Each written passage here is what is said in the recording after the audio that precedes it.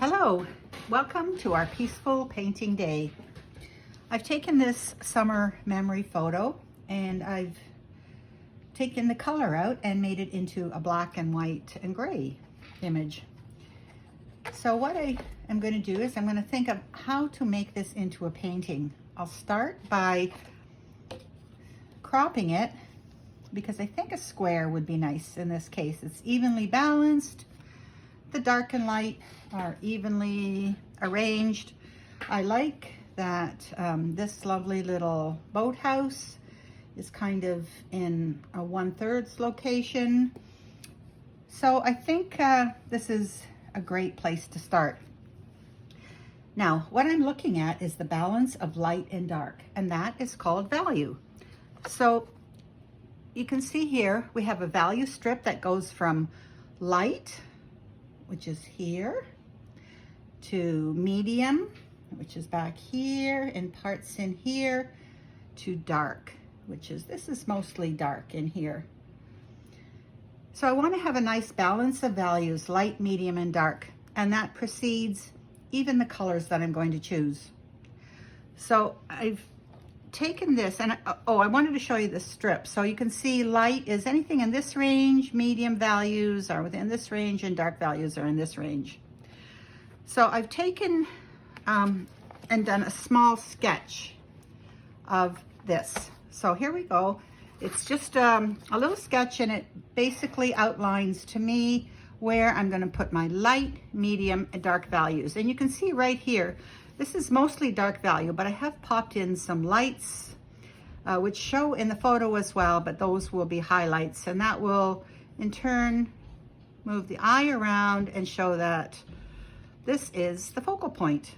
And there's a few bits of light in the leaves right in the foreground.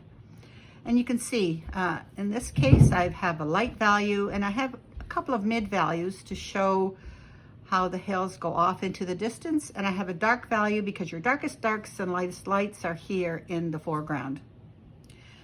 So once we've determined the value, we're going to look a little bit at color. Now you can see we've already picked out shapes in this. I've picked out simple shapes, simplified everything, and we'll worry about the edges when we actually do the painting. So if we look at the values here, we know that we can use color, and any color can be light or dark. So what I've done here is I've picked out values and colors for the sky before I start painting. So I just mixed the little bits up right here, white with a tiny bit of red to make a nice soft pink for the water and the sky. And then I'm going to use these mid-tones, which are here, for the background hills, going from very light to a medium tone, and of course that's reflected here in the water as well. You can see there's a ripple of wind coming across here, so that's going to be the same light value as the rest of the water.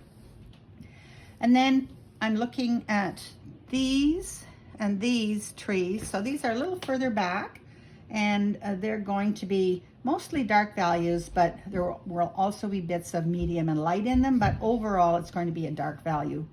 And then in the foreground, it's going to be even darker, again with lighter pops of color in it.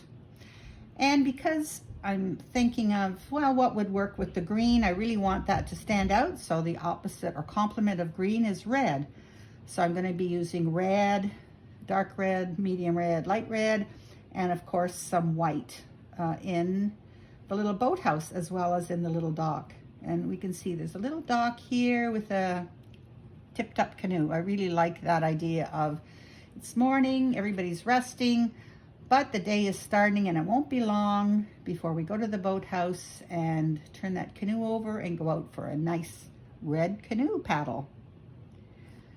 So as you see, I've picked out my colors, put on samples here, and I think I'm going to be ready to transfer that drawing onto a canvas and keep my value sketch with me as I begin to paint.